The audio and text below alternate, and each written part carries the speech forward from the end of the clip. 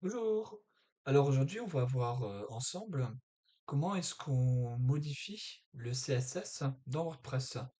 Et cette vidéo, elle est donc dans le cadre des accompagnements que je propose autour de WordPress.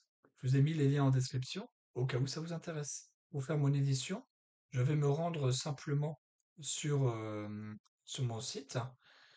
Je vais sur ma page. Dans mon exemple, je vais prendre un exemple assez simple. Je souhaite mettre bienvenue en orange. À ce moment-là, je sélectionne mon texte. Je vais faire un clic droit. Je vais faire inspecter. À ce moment-là, vous voyez, mon texte, il se trouve ici, donc bienvenue. Et il va donc avoir sa classe. Donc c'est un H1 avec la classe WP-block-heading. Donc il y a pas mal d'éléments. Ce qui va nous aider, c'est la partie ici à droite. Donc moi j'ai dit que je souhaitais changer ma couleur, mais je suis pas exactement sûr de mes classes. Du coup, j'essaye de trouver. Et vous voyez là, par exemple, j'ai du blanc, donc je vais tester. Je vais faire un petit test. Et j'ai dit que je le souhaitais, par exemple, dans un orange. Voilà. Donc ici, j'ai un petit code orange. Je vais le copier. Je vais regarder. Et mon texte est bien en orange. Donc je suis au bon endroit. Ce que je viens de faire, c'est juste une prévisualisation. Ça n'a pas modifié le CSS sur votre site. À présent, pour vraiment modifier le CSS sur votre site, il faut que j'écrive mon CSS. Dans notre exemple, il va s'écrire de cette manière. Donc, H1 ici, ça veut dire que ça doit s'appliquer à H1.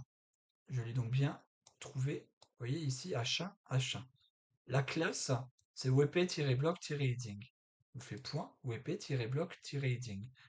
La classe, en fait, ça va éviter que ça s'applique absolument à tous les H1, par exemple. Si je voulais que ça s'applique à tous les H1, à ce moment-là, j'enlève cette partie-là. Et là, ma propriété, c'est la couleur. Donc, je mets simplement color. Si vous avez besoin d'aide ou de ressources pour savoir quelle propriété utiliser en CSS, je vous conseille, c'est les ressources de Mozilla. Donc elles sont très complètes, très exhaustives, et en plus, sur certaines pages, vous pouvez faire aussi des petits travails de démo. Donc une fois que vous avez votre CSS, donc chez moi c'est celui-là, vous allez le copier, et à présent il faut l'intégrer sur le site. Généralement, les thèmes récents, ils ont un endroit où on peut l'intégrer. Parfois il faut un peu rechercher. Donc moi, je vais vous montrer sur le thème par défaut de WordPress. Assez souvent, ça va être dans les mêmes endroits sur beaucoup de thèmes. Et si c'est pas le cas, je vous dirai comment faire. Donc je vais aller dans Apparence. Ensuite, je vais aller dans Personnaliser. Et ici, vous voyez, c'est écrit CSS additionnel.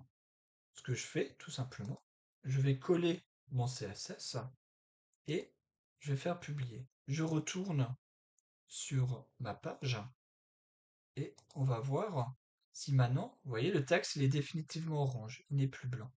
Donc mon CSS a bien été appliqué. Maintenant, il y a deux cas de figure. Premier cas, vous avez bien fait votre CSS et il ne s'applique pas. À ce moment-là, ça peut être dû à un problème de cache, tout simplement. Donc parfois, vous avez des extensions de cache.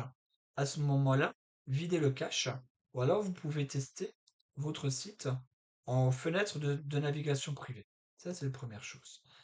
Si vous ne trouvez pas l'option pour intégrer le CSS dans votre thème, donc si elle n'est pas à l'endroit que je viens de vous montrer, elle peut être parfois votre thème, il va créer sa propre entrée.